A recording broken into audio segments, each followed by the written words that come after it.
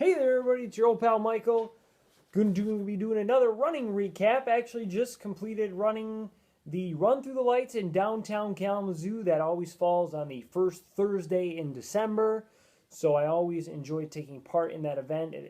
For me, it's kind of the end to the racing season for me. It's not actually a timed event. It's just a fun run. So that's what I usually should be doing at that race is just having fun. It's a nice, relaxing run. It's a way to kind of, reflect on the running season for me, how it's gone. So this year, been a pretty interesting running season. Of course, I took part in the Borges Run Camp. Very grateful that I did that. Had a great group of people I ran with to train for the half marathon. Couldn't be prouder to run with them. Had a great half marathon for my first time out. Felt in the middle of the race that I was going to fall off, but I ended up catching back up to my pace group and having about a 140 hour 42 minutes for a finish.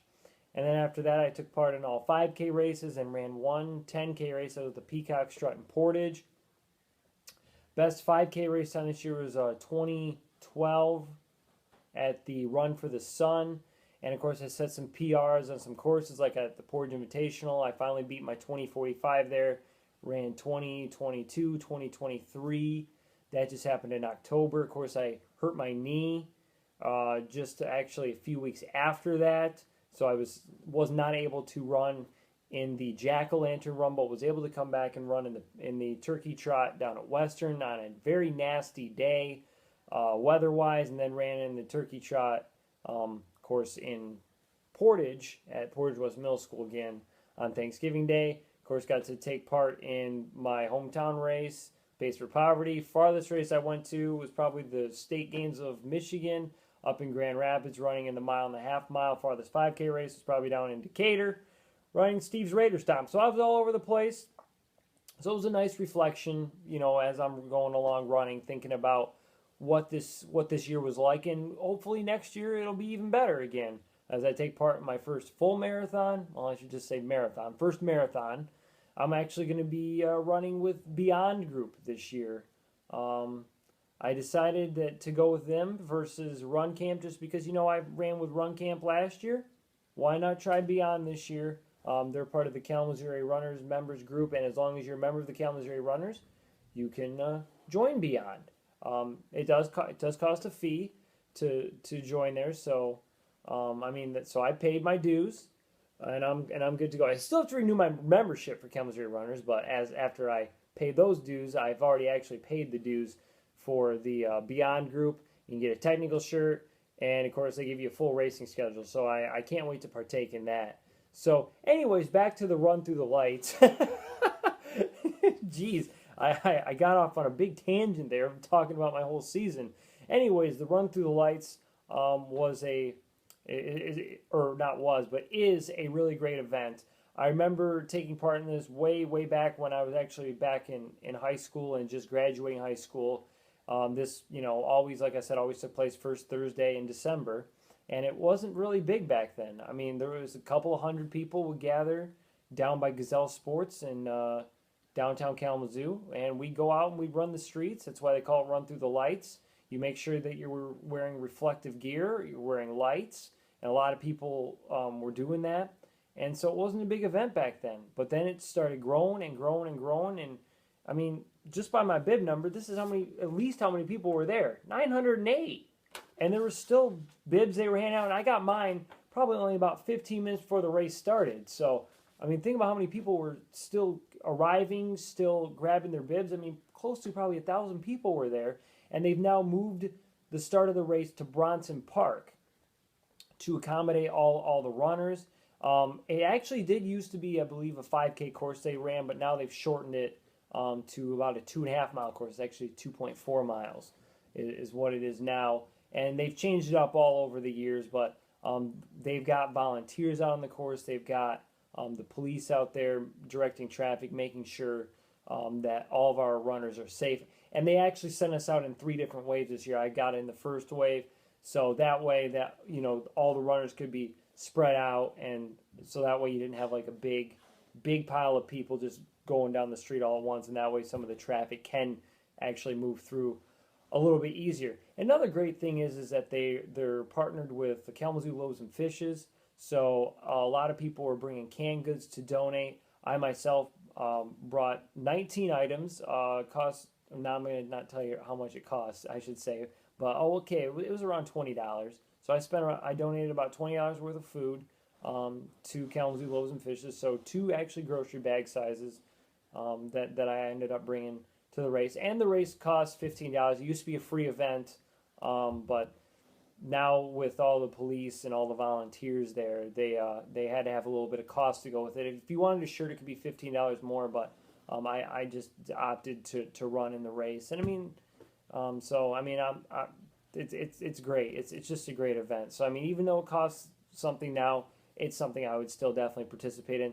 The only unfortunate thing is it actually falls on the same day that we have wassailing here in Richland, where all like the places are open. People can go into and get like hot chocolates and then cookies and some candy, and they have reindeer in the park and you can see Santa Claus. So it always falls on that day. So I've never done wassailing. So one of these years I'll actually have to do that with my wife instead of going to the run through the lights. No offense, but I mean, I have lived in Richland my whole life, 27 years. I've never been wassailing.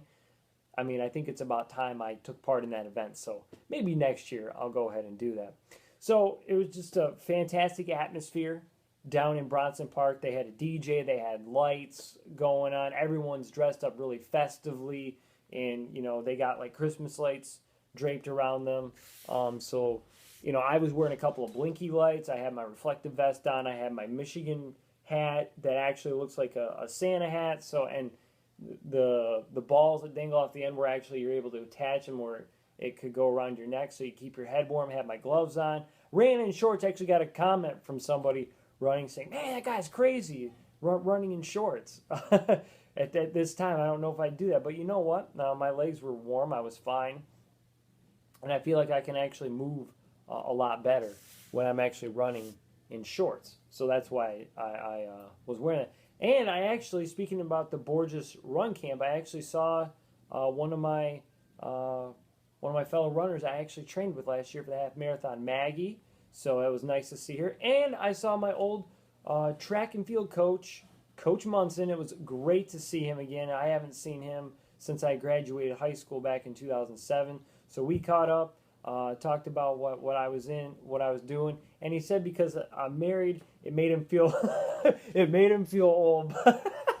But I mean, that's the thing. It's been, like I said, that's now 8 years since I've last seen him. So dang, that's been a long time. So it was great to catch up with him.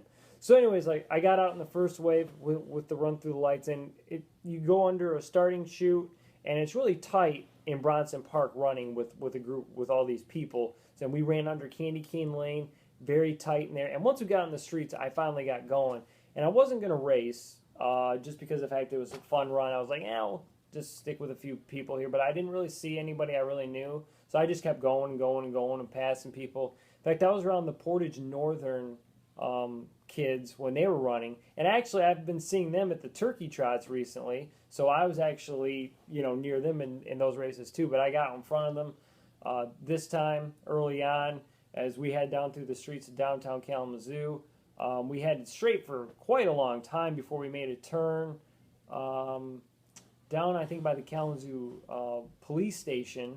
And then that's when we started heading back toward town. We actually ran, I think, down where Bronson Hospital is too. There's a little uphill there. We actually had a downhill heading toward the police station that headed back up that way. And I was actually passing a lot of runners this time. In fact, I had really picked up my pace. I was going pretty quick.